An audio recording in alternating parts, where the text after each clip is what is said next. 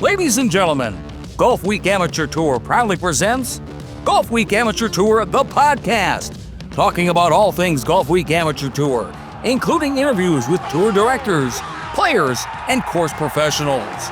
Now here are your hosts, Tim Newman and El Paso Las Cruces Tour Director, Chris Rocha.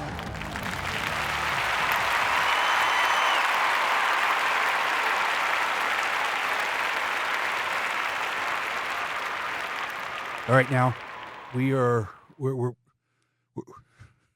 postmasters, post heritage, and we're into our recovering.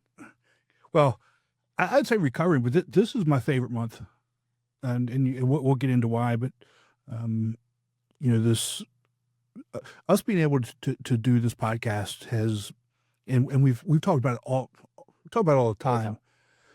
We get to talk to people all over the country, and we get to talk about the fun stuff, the golf, and those types of things, and what the tour means to us, and what it means to the players, and that sort of thing. But May is Military Appreciation Month, and we only have our active duty and veterans on as guests, and we highlight them and their service and them playing on the tour. So that to me is why this is my favorite month. No, I agree. We talked about it. I didn't serve. I wasn't in the military or anything, but I enjoy hearing the stories. And, as everybody understands, we have off-air conversations too. And those stories are cool too. So, I love just talking to people. We've had a lot of people on here from all works of life, active, retired, you name it. Mm-hmm. And it's fun because... yes, we talk a little bit of golf, but it's not everything we're talking about. And for 1 month, 2 episodes out of the year, we're able to kind of put golf aside and show recognition to where it's deserved. Yeah, absolutely. And, so we've got 2 good guests, really good guests this episode, obviously. But if you're listening and you're a veteran, you want to talk about your story, your service, love to have you on. Just shoot us an email, and we'll get you in the fold. Yeah, definitely. I mean, I'm excited for our first guest though. What? I've had a couple veterans on. Billy HB, we had them on, a couple years back. But this one's a little special because this one also, and like you mentioned, if we're wrong, let us know. But this one, he's a national champion. He served in the military, and we believe this is the first time we've had both on air. So Ricardo Almeida from El Paso Las Cruces, our C5 national champ from last year. Welcome, sir. Thank you, guys. I appreciate it for having me on. Oh, welcome. And Chris, I'm surprised you didn't say this, that he's also your first national champion. My first, yes. He's my first. And he's actually the first west of Dallas-Fort Worth. I mean, he knows. He can tell you. I hype it up every event whenever we have to announce his name. Everybody's national champ. And he has a little, you don't get to see this, Tim, but I make my own cart signs. I don't use the generic ones. Right. And on his name, right next to it, says 2025 national champ. Awesome. Well, that needs to be there in perpetuity. Oh, it's going to be there as long as he's playing. It's going to be there. Well, we'll talk about this as we get through the episode. He doesn't miss, so he's going to keep playing. He does not. So Ricardo, again, welcome, and let's just get this right out the gate. What did Chris do for you special for winning a national championship? Because a tour director should do something really special for anybody who wins the national championship on their tour. I never won one, so Chris has one up on me. But what did he do special for you? Special? Well, I mean, he's like he just stated, he gives me a lot of recognition through every tournament and stuff. But I mean, it's just the cart signs is a cool feature he did this year. Kind of just a little bragging right type deal. But I appreciate doing that. But as far as anything special, I mean, I hadn't got. He didn't take you out for steak dinner or nothing? Nah, no steak dinner. I was hoping for that. Maybe like out on the West Texas Scrape House out here. And You're killing me, man. You're killing me. well, I mean, yeah. So I don't know. I mean, he's, it's You're gonna make me have playing on the tour the rest of the season. say it. I said Tim's gonna make me have to step up my game the rest of the season. Throw me under the bus here. I don't know. I wasn't prepared for that question. What was I supposed to do? Okay. No, you did. You did exactly what you were supposed to do. Yeah, you did exactly what you're supposed to do. Call him out. Yeah, those core values in the Marine Corps, honor, courage, and commitment. That's it. It's telling the truth and stuff sometimes. Yeah. So let's talk about. So you were a Marine, 20-year veteran of the Marines. Yes. Talk a little bit about that for us. And again, thank you so much for your service. And I know you're in the back room as we brought you in. May is my favorite month of the year because we get to talk to folks like you, who are you're American heroes across the board. Telling your story.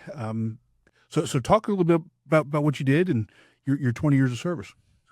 So in the Marines, I was an administrator out of Killeen, Texas, Central Texas, out there outside of Austin.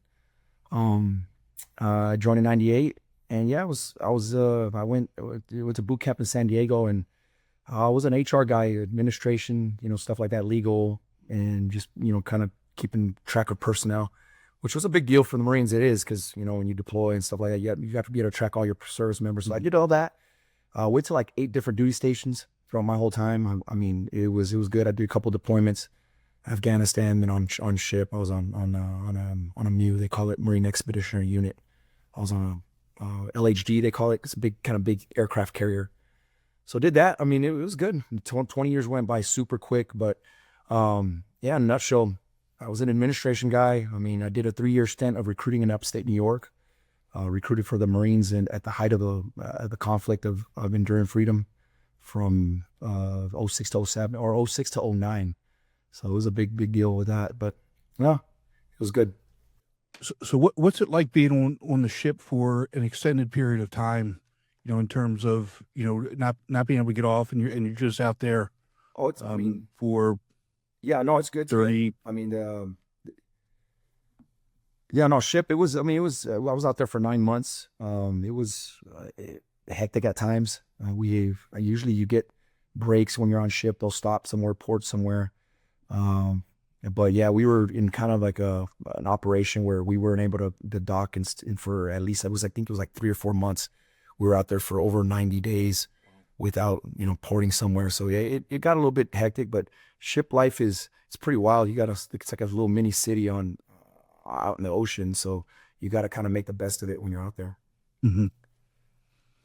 Yeah. So how do they handle like resupplying and things like that? I mean, because I don't liken it to a cruise ship in any real sense of the word, right? I mean, because you go to a cruise ship, you may be at sea for a day or two. I mean, you're talking if you're out there for 3 months. How do they restock and resupply? Now it was super cool. I mean, we'd be on ship and literally, I mean, moving. We're on the move, and you'd get this other big tanker ship pulling right beside us, and they ran these lines across the ship, and it was kind of neat to see. You had aircraft. It was wild. They're transporting supplies, mail, because that was a big thing for all of us being on ship, getting something from our loved ones back home. But it was kind of neat just to watch and just to kind of view it. I only saw it a couple of times because I was too busy with other stuff, but it was kind of neat to see. Yeah, they literally bring another tanker next to you, right on the move, and they're sending stuff right across lines and stuff, like little like cabled, wired lines.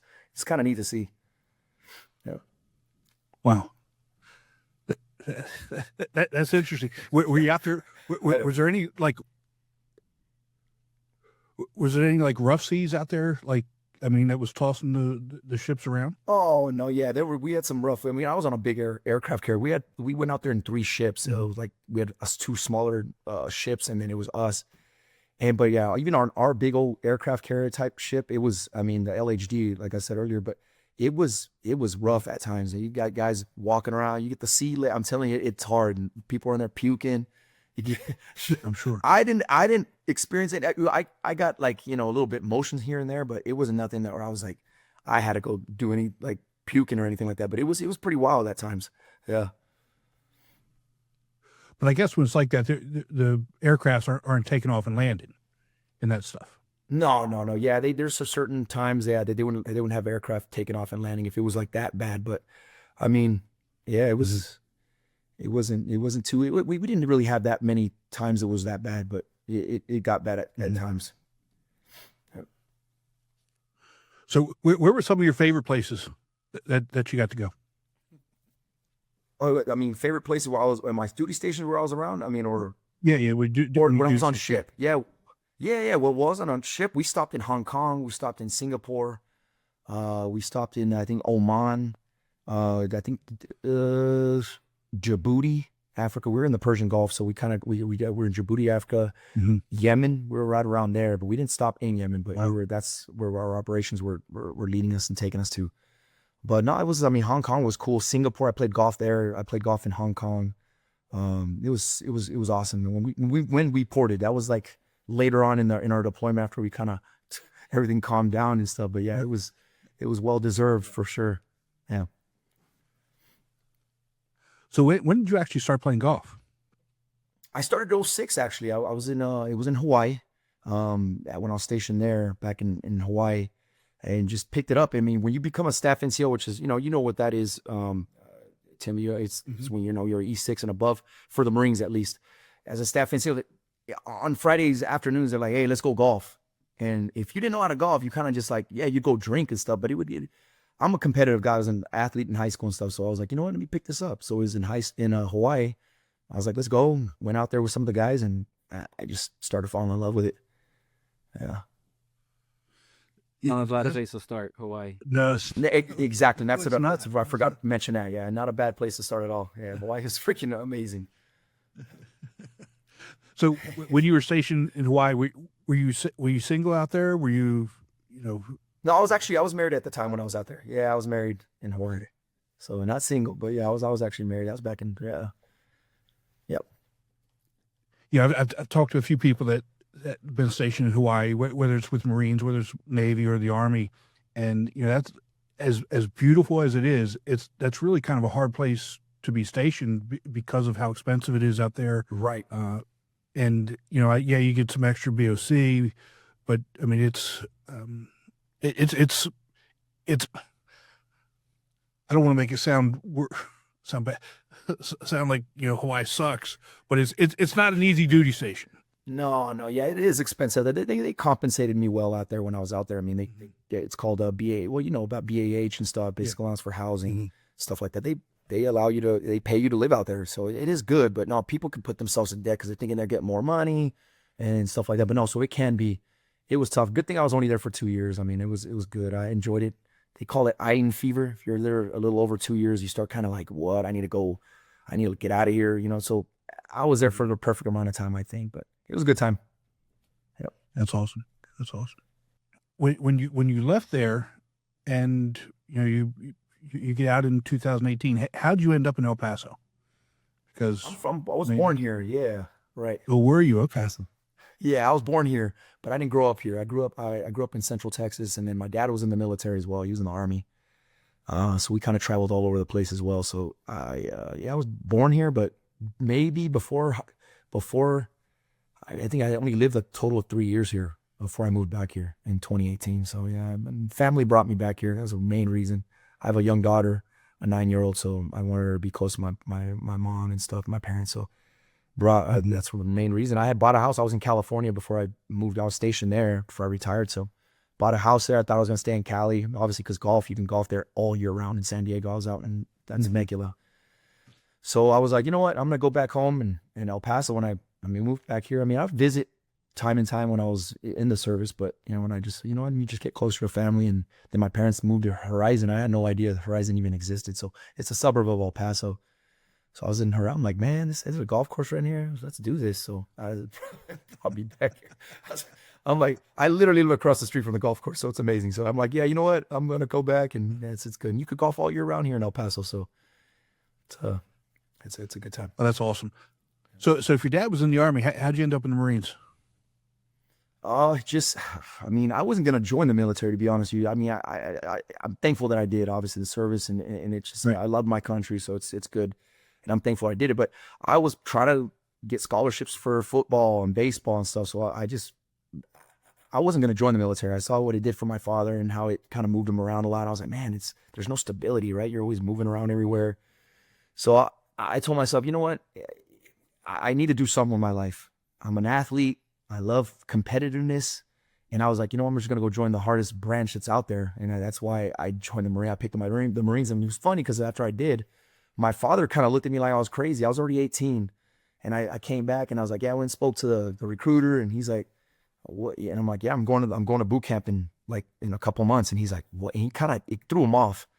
So yeah, but I'm thankful for it. And we're thankful and grateful for every bit of it.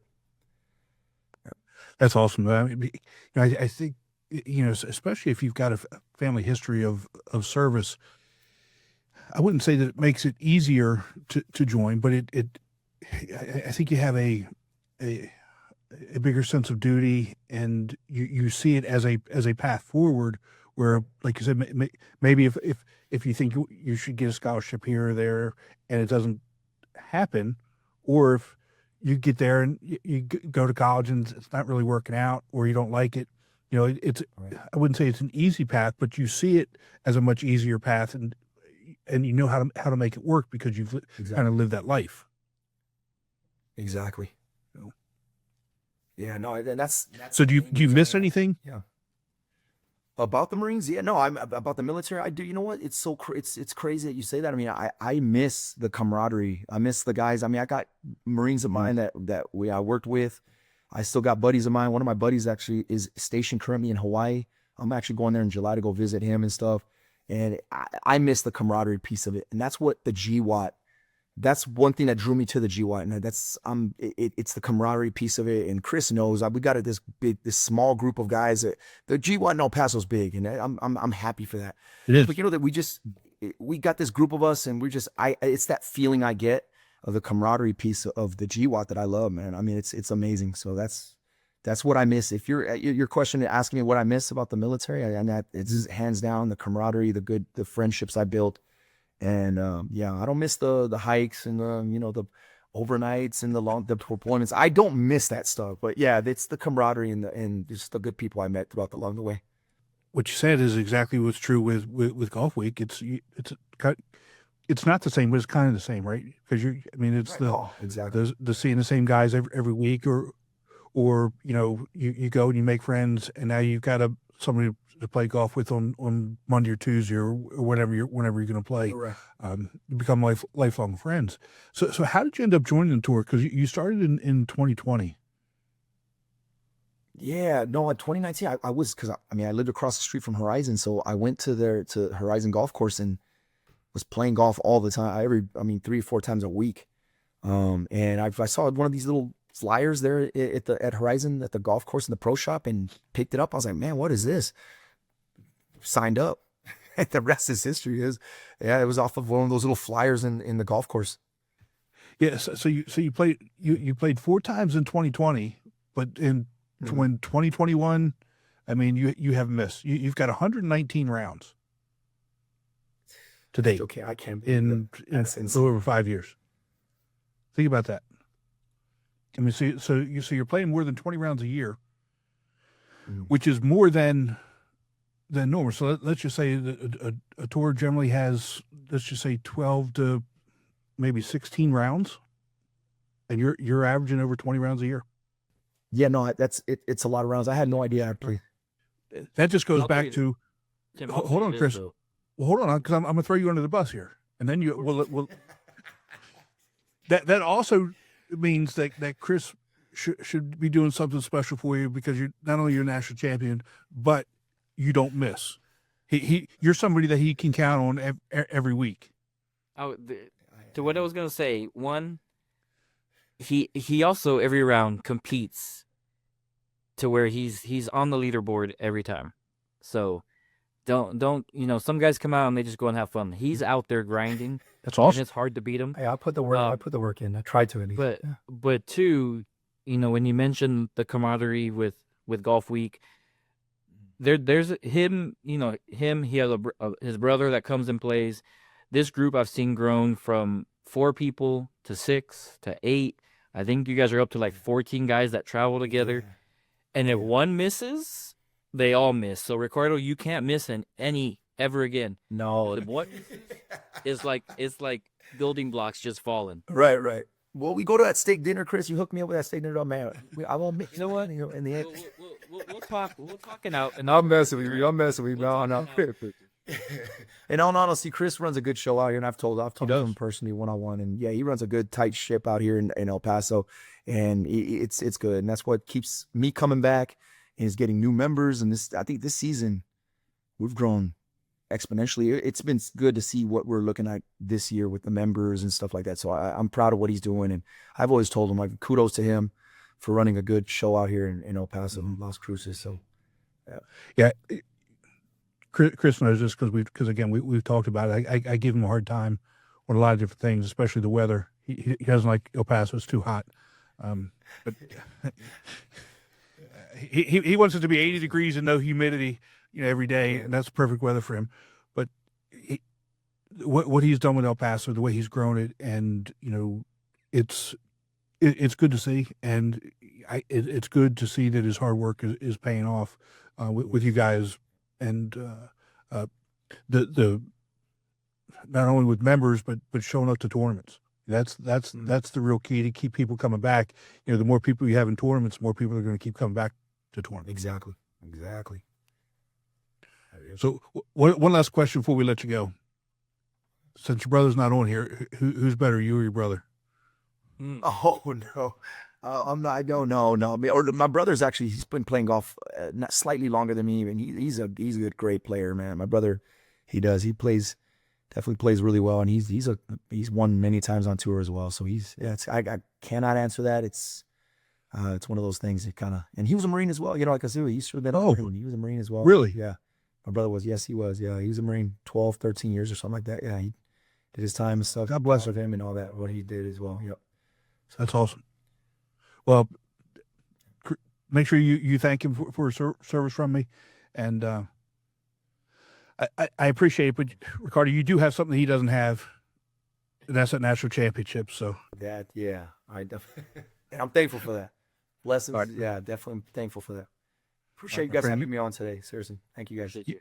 Take care of yourself, and we'll see you here in October. Sounds good. See you guys, everybody. Bye-bye. Let's take a break from the show to hear about Srixon's ZX Mark II drivers. ZX Mark II drivers are for major players, major winners, major power.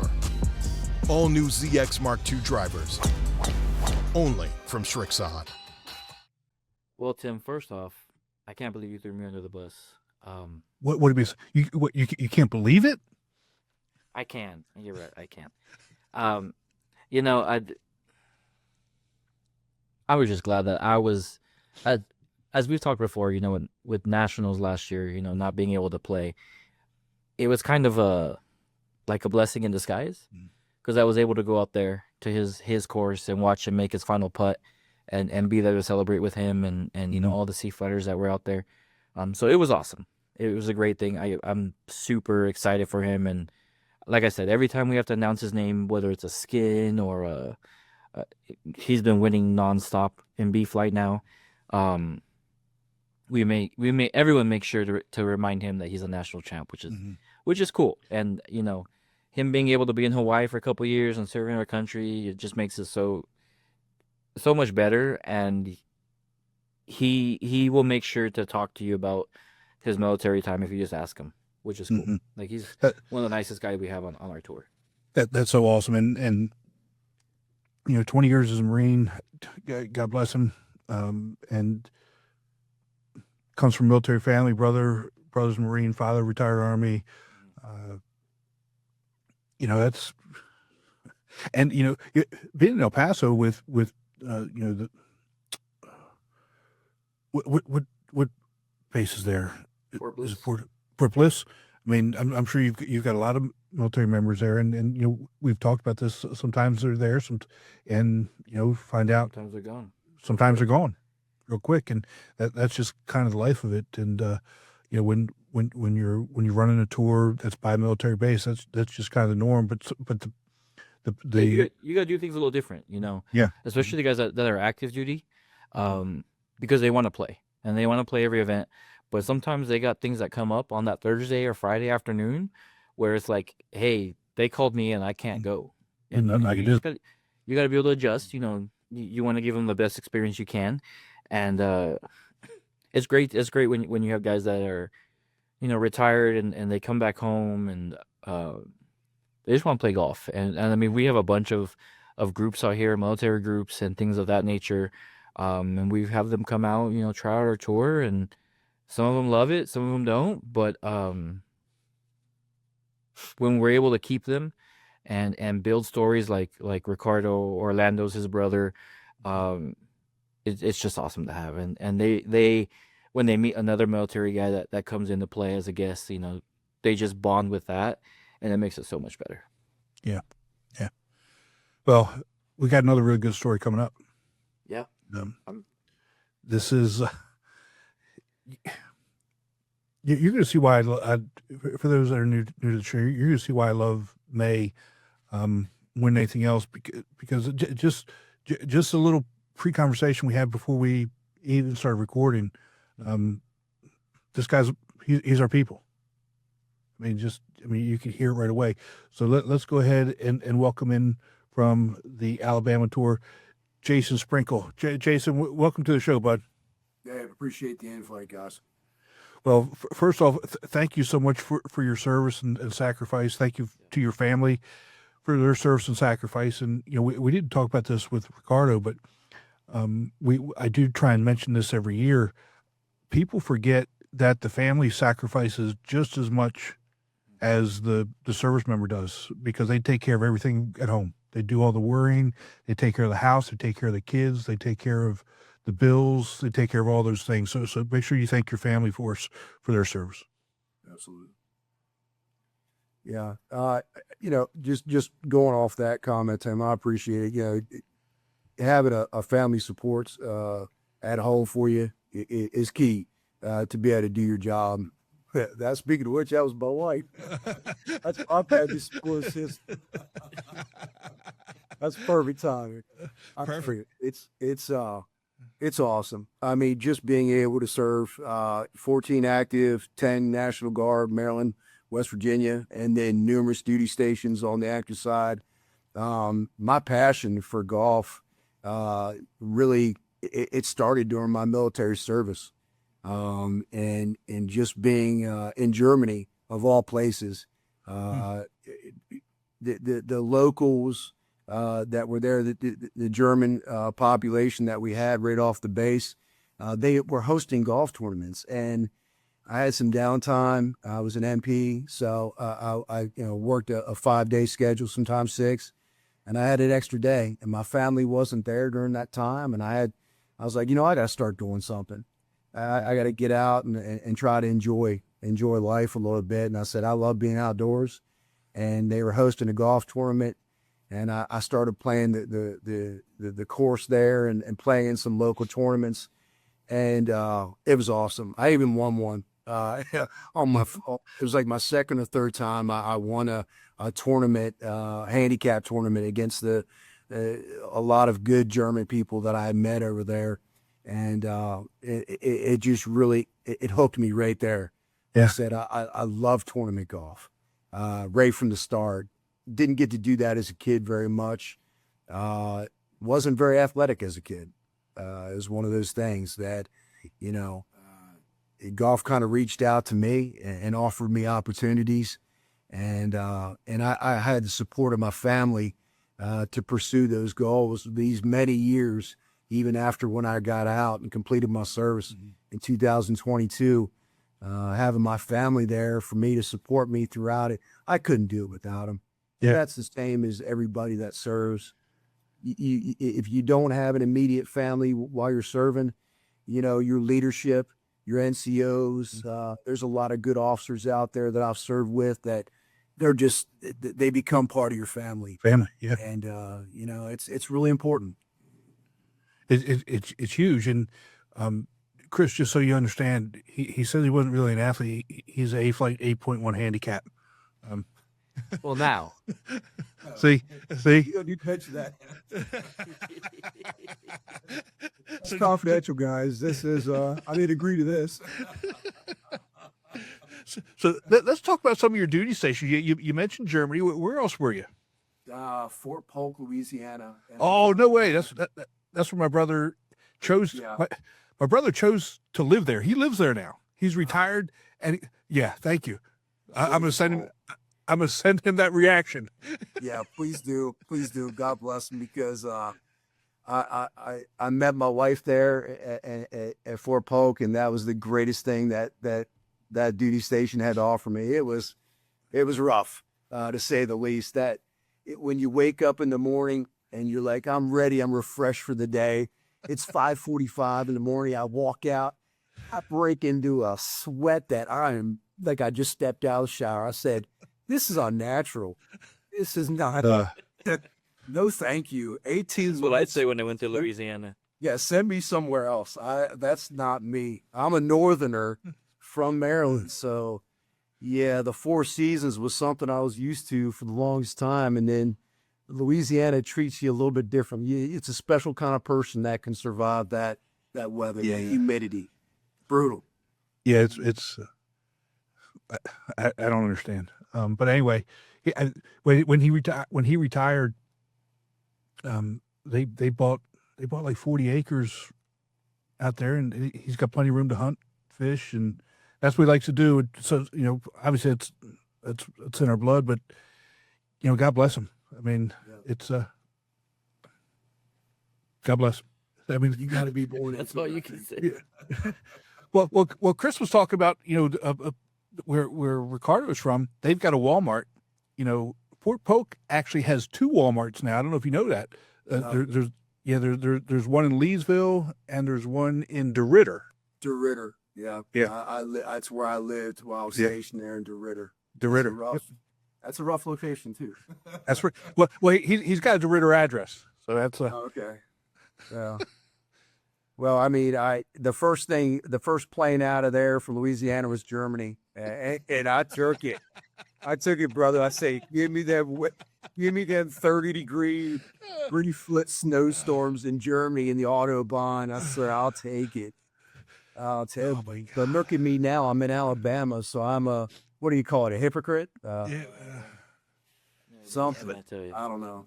Yeah, but where you are in Alabama is not so bad. I mean, because I lived in Mobile for a while, and Mobile is, well, I live just outside of Mobile in Daphne. It's nice there, but like you said, it's that humidity. And I lived, so I spent a summer there one year in a little tiny efficiency where it had a Murphy bed came out of the wall.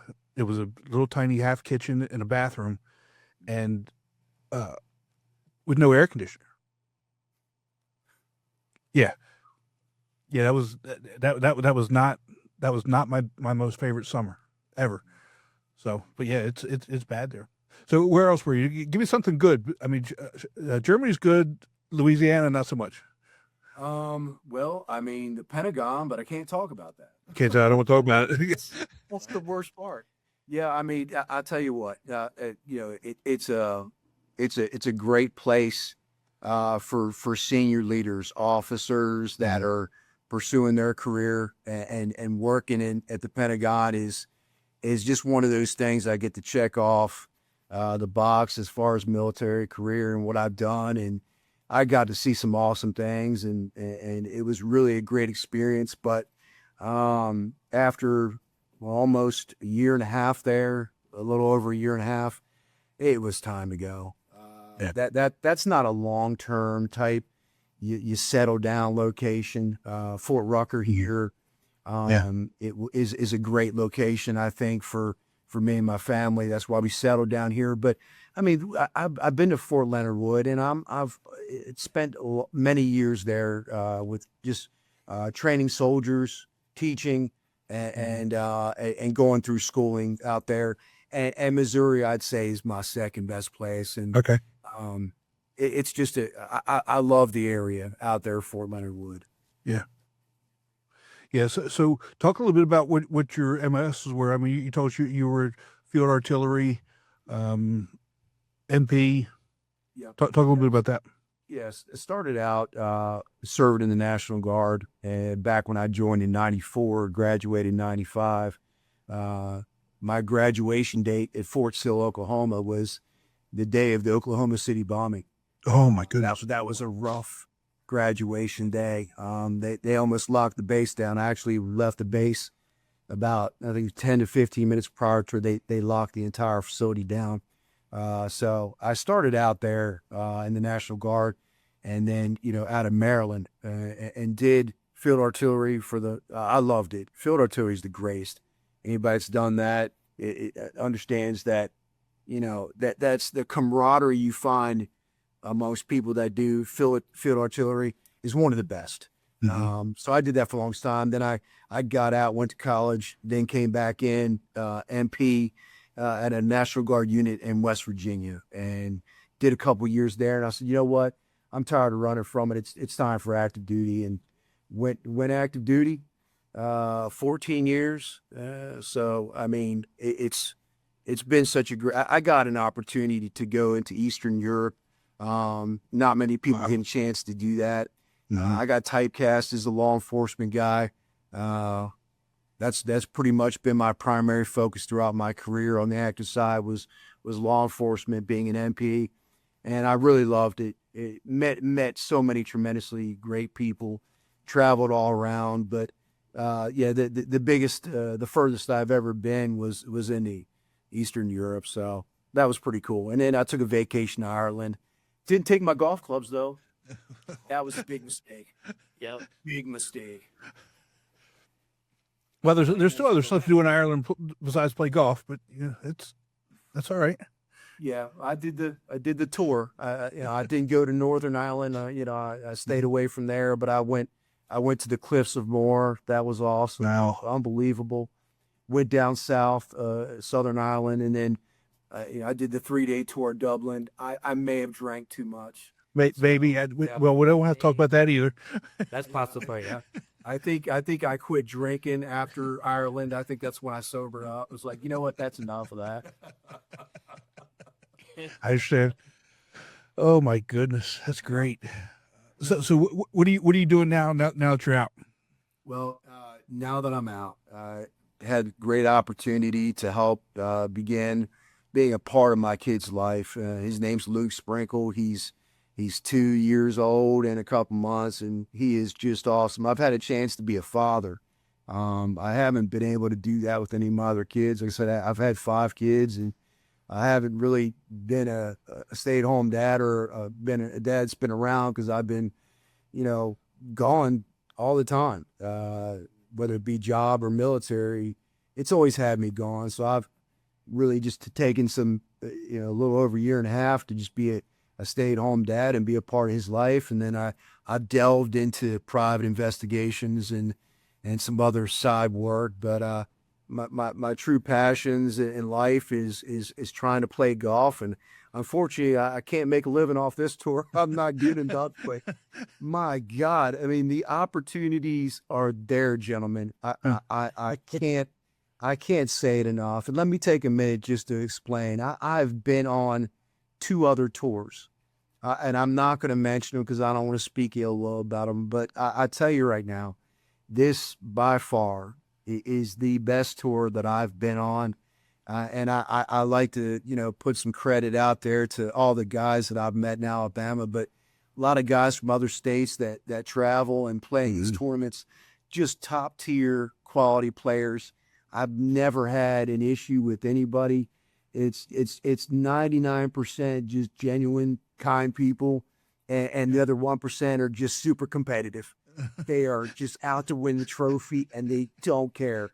It's like the Rory treatment, talking to not talking his Sunday partner, whoever he's teeing off with. There's no conversation. You just hey, how you doing? That's about all you get out of them. Yeah. But that's fine, and I'm very passionate about golf, and I love to be competitive, but I find it difficult not to talk with the people around about How do you just shut them out? They don't exist, and you just take your side. I haven't learned that yet. I don't know. Maybe I'll learn it one day. But honestly, who wants to do that? Have a conversation. Yeah. Have a joke. Something. Yeah, but just don't go to the other side, because now I love our guys, but there are some guys that are talking while they're swinging, while they're swinging. They're talking while they're swinging. They're still talking. They're still talking. Yeah, I love that. I absolutely love that. I was like, I sit there like, how do they do that? I don't know. I used to play with a guy who would be cussing in his backswing before he even hit the ball, just cussing it. He's hadn't even hit the ball yet. Those are the fun guys. Those are the fun guys to really play with and have a good time with.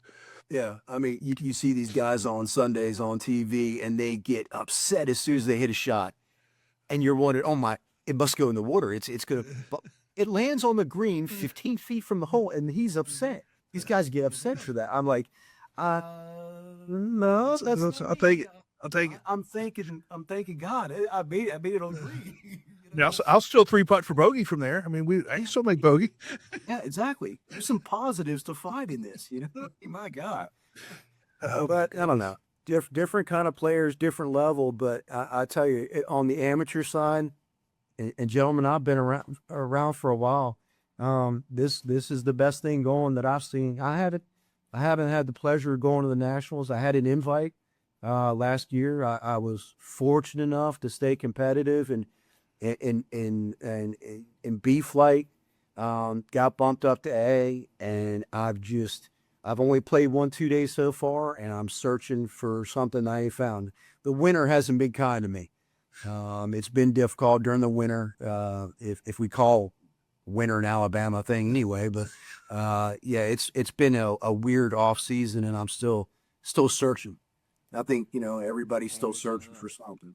Yeah, I tell Chris all the time, it's still early. I mean, it's May now, when this comes out, but you really don't want to be peaking until end of September, early October anyway. So you still got plenty of time. You still compete, and you talk about Scott Parker does a great job, and we had him on a couple of weeks ago, and I forgot. I don't know if I forgot or just didn't know how good a job that he's doing. I didn't know he had a senior tour. That's how much I was, but Scott does a great job, and I love talking to him and all you guys. So, what's been your favorite moment from being on tour? All right, let's see if I can say this right. I think it's Silver Lakes. It's in northern Alabama. It's a Robert Trent Jones course. I believe it's Silver Lakes. And I've played a whole bunch down here in Dothan area, the Robert Trent Jones down here, Highlands. And I've never been up to Silver Lakes. He had a 2-day tournament up there, and I went up there with zero expectations, really not knowing the course. Mm-hmm. It's in the name. There's plenty of water out there. Yep. I really just had an out of body experience, and just played my best golf, competitively, and I was able to come away with the trophy up there, and I think I ended up shooting like +8 or +9 overall for a 2-day, which, for me at that time, was life altering, because I never expected to be able to do that.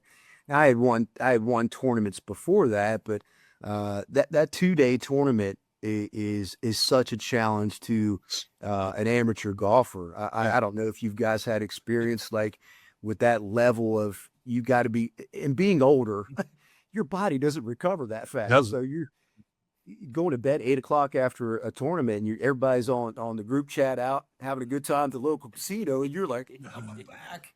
No, sorry, dude, I got to go to bed. I got to lay down. Yeah. Yeah, that was one of the greatest experiences. And then I'd say the second, and this was, just being a part of the Ryder Cup team this past year. Gentlemen, I've never done that in my life. That was getting the invite for that, finishing second place in my flight. It was an honor to go out there and be a part of the Ryder Cup. You have to experience it first. Mm-hmm. A lot of people, that are points chasing, they get that opportunity yearly. But in order to kind of be an outsider and work your way into that spot with a lot of work, it was such a great opportunity. And I got partnered with a great teammate, and we won our group, and Alabama ended up taking the entire thing. So it was such a great experience, and we got a shirt out of it. So I mean, free merch. There you go. Hey, free merch, guys. Come on. Well, Chris, you can show him your belt. You got your belt handy? I don't have it right next to me, no, but we have a Ryder Cup against Arizona, and we have a championship belt that is wearable. And if you follow our Instagram, we're posting every event we go to. It went out there to Hilton Head for the icebreaker. Yep, some pictures there. It's about to travel out of the country, actually, and get some pictures in the next coming weeks. So that's awesome. We like to brag when we win, for sure. You gotta flex. You gotta flex a little bit. I think Arizona's tired of me now, but yeah, I like to brag. But then when they win it, they get their revenge. Let's just say that. Yeah. I think I do what you got to do. It happens anyway. Exactly. Oh yeah. Well, Jason, thank you so much for spending some time with us. Thank you for your service, and make sure you get to Hilton Head, because if you had fun in the Ryder Cup, National Championship it's a great week. Great week. Yeah. I got to put in the work, gentlemen. Got to put in the work to get the honor to go. So I'm definitely going to do my best. Hopefully I'll see you there. All right, buddy. You take care of yourself. We'll talk to you soon. Thanks, gentlemen. Bye-bye. Thank you. Let's take a break from the show to hear about Strixon's ZX Mark II irons. A great iron set needs more than good looks. It's got to be fast and got to be pure. But good looks never hurt either. The all-new ZX Mark II irons from Strixon. Tim, again, Jason, awesome guy. Like I mentioned earlier at the beginning of this episode, just the conversations we have offline makes you really like these guys. And I mean, he's family. Right now, he's family first. Yep. And that's just awesome,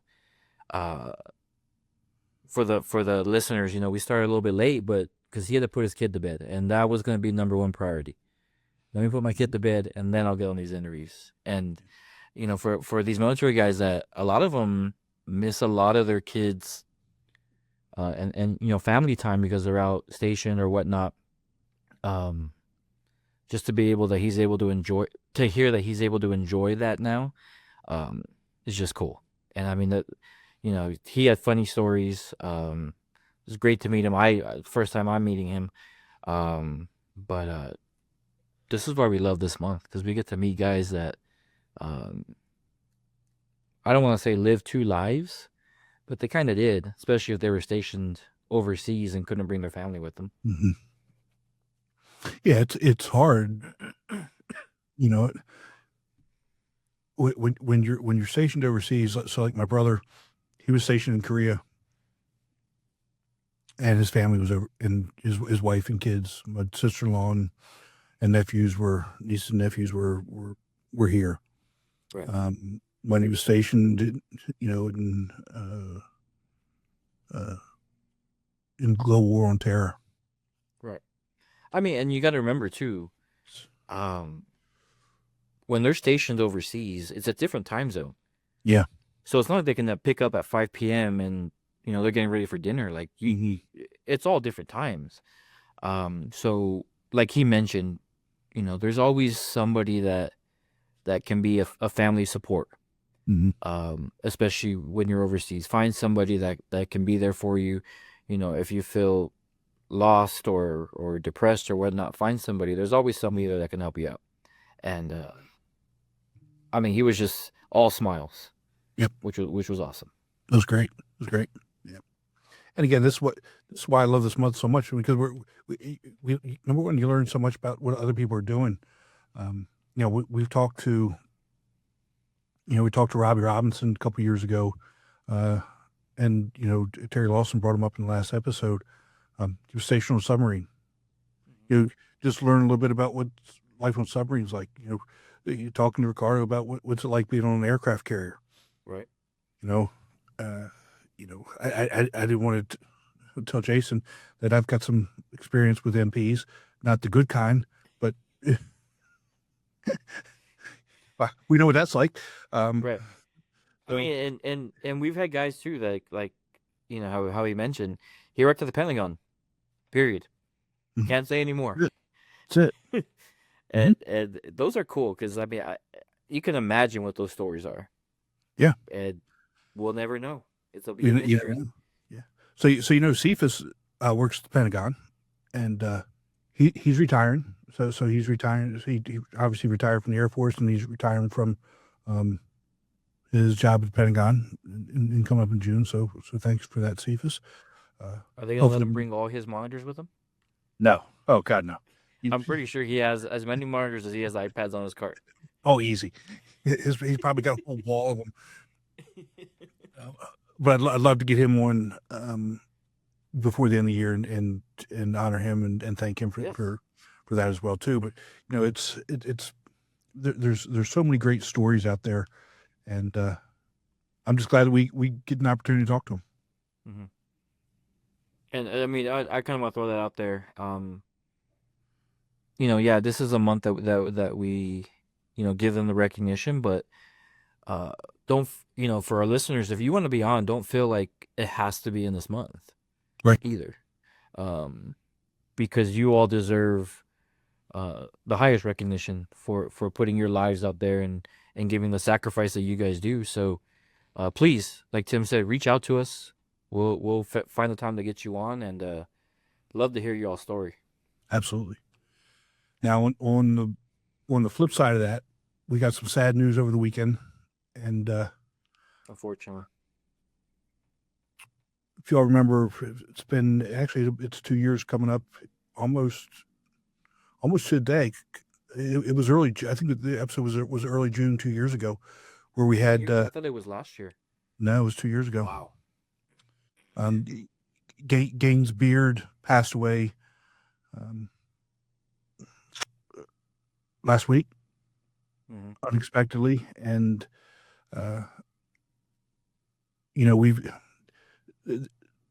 outside. When you take out the month of May, and you and I have talked about this because he was in my top when we had our 50 episode. 50 episode. That's one of my favorite episodes was talking to Gaines and about his book, about his escapades as a PGA golfer, and it's sad that he died unexpectedly. I was hoping to get him back on for our 100th episode that we've got coming up here real soon. You and I haven't talked about that, but when I sent that text and I told you I was thinking about that's one of the things I was thinking about was planning for that episode. And yeah, I mean, it's life is so precious. I mean, anything can happen, and unfortunately we got the news. A lot of guests that we get, Dennis will see the scores or see a hole in one, or he sees it all. And he'll tell, put these guys on here, which is awesome because it shows, one, that he's listening to us, two, and that he cares about what we're doing. And that was one that he recommended because it was a good friend of his. And it was a great episode, a great book. If you haven't read it, please, take a look at it, find a local bookstore or online or whatnot. But it was, for just meeting him on the podcast, it was still a little sad to hear the news. Yeah, the book's called Chasing a Dream by Gaines Beard. Chasing a Dream. Get it on Amazon or wherever books are sold. But it's great book. Lots of really good stories. I mean, some of them, as you're reading them, and then you get to the point of the story, and you think, "Wow, that's amazing." And some of the things that he did, but prayers out to Gaines's family, and that's that. Yeah, it's it's things that we don't want to talk about, but I feel for our listeners that they deserve to hear. Yeah. The guests we have. I can't. Like I said, I couldn't believe it was 2 years ago already. I thought it was just last year. Shows how many guests we've had on here, and how much fun we're having, you and me. Exactly. So I don't think we want to end on the bad news. no, we don't want to do that. But I think this is episode 95, so we've got 100 coming up here real soon. That's like my golf scores recently. Oh, come on. No, I have some good news. I went out and played for fun. Just wanted to go out there, have a good time. Some friends I haven't seen in a while. Shot a 79. Okay. And started with four straight bogeys. Good. So you recovered? Yeah.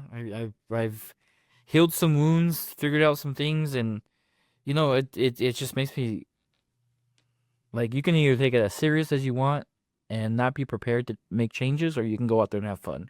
Mm-hmm. And I just went there and had fun and didn't even really care. And, it's like hole 16, 15, and you're like, wow, I'm having a good round. Like, I haven't said bogey much. I've said a lot of pars.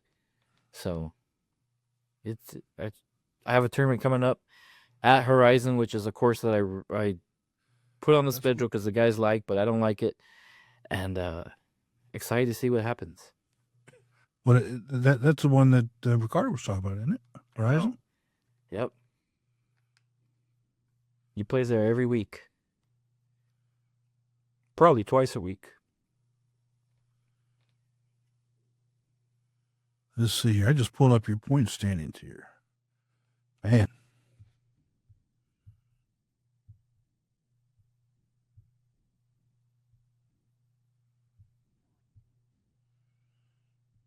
Ricardo's got almost 500-point lead on Jordan. I like that. Mm-hmm. Well, he's won twice. He won a major, and then he just won our last event. Man. That'll do it. Well, you win a major. I mean, that's big time. Yeah. That's awesome. If that RJ Belk continues his great play, we might have to get him on. He's a junior in high school, I believe. What flight's he in? Champ flight. Why don't we just get him on? We could. After me. Yeah, after me. Man.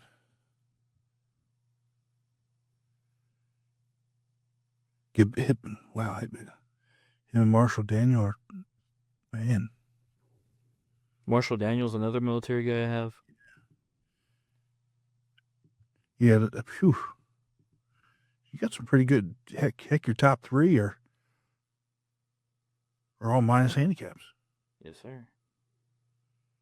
You got to get them out to Hilton Head. I might just have to rent a bus and everybody load up. Let's go. Let's go. Charter bus.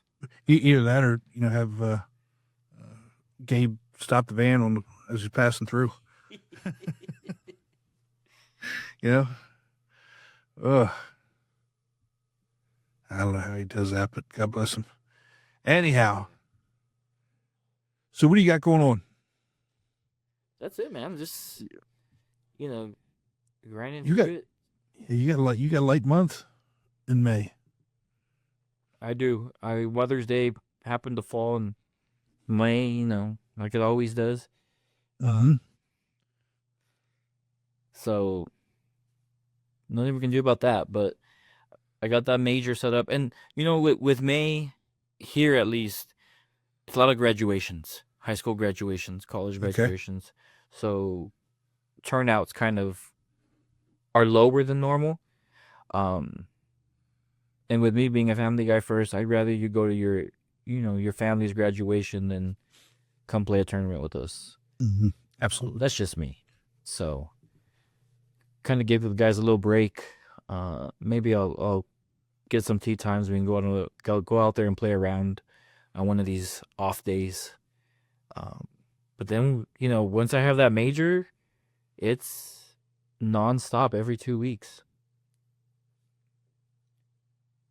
Nonstop. And we're traveling to Tupac.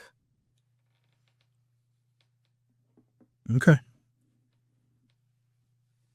I'm gonna come back with a trophy on that one. That's my Yeah, I'm not gonna be able to make. trophy. I'm not gonna be able to make it out to that one because you know that next grandchild is due right around that time. Eh.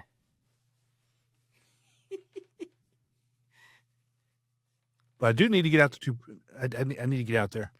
Now, here's the other thing, and I'm glad I pulled up the calendar. Okay. We're not going to forget Mother's Day. No.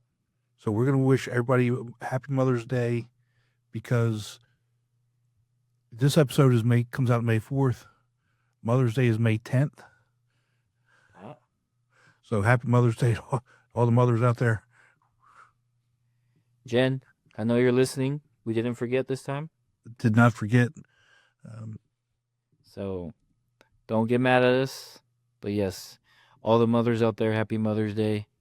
Thank you for taking care of the kids while the guys are out playing, and all the mothers that do come out to play. God bless you, because we know you have a lot on your plate. Bring more mothers out. Bring your mother's group out. Absolutely. All right, my friend. Well, enjoy your couple days off. You too. Dude, I'm excited. Haven't seen the kids since Christmas. I mean, but they FaceTime me all the time, though. Yeah, that's different. Played on the swings with them the other day, FaceTime wise. I know. I've traveled with you. I've seen it. I've seen. We're at dinner, and surprisingly, you won't eat if they call. You'll answer that phone call. That's right. That's right. They come first, man. Yes, sir. So we got Girl Scout cookies a couple months ago, and for whatever reason, she didn't buy her own self Girl Scout cookies, and she got upset. And I said, "I'll bring you some Girl Scout cookies." So I have actually saved 2 boxes of Girl Scout cookies without eating them for 2 months. Which flavor? I've got the peanut butter ones and the coconut ones. Boo. Both those are my favorites. No, you gotta go with Thin Mints. Well, Thin Mint's gone, but here's the trick with Thin Mints. All right, if you can find a box before you go, get a box. Throw them in the freezer. Okay. Leave them there for a day. When you take them out, you put a little bit of whipped cream on top. Put another one on top. Best thing you'll ever have. You'll never get any other flavor besides that. It's the best thing I've ever had. I will try it because, I mean, why wouldn't I? Right. This could be hard pressed to be the best thing I ever had. We'll talk once you try it. All right. I'll see what I can do. Those things don't last. Once they pull them out of the freezer, it's gone. But the key is you have to put them in the freezer, though. They have to be cold. Will I break my tooth off on it, or? No, you won't. They're still soft. Okay. I'll do it. You'll thank me. Thank me later. You know I'll do it. I mean, if it comes to food and something that's actually good. When you do it, I want Jen to record your reaction. Okay. Send it to me. All right. Oh, that reminds me. By the way, I asked my brothers for the pictures of Bozo the Clown. Uh-huh. So he says he does not know where they are, but he will look for them. Nice. So There's that. It's gonna be a great month.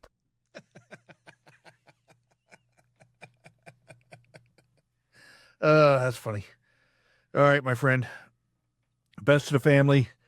Likewise. You take care. We'll talk to you soon. Yes, sir. Be safe.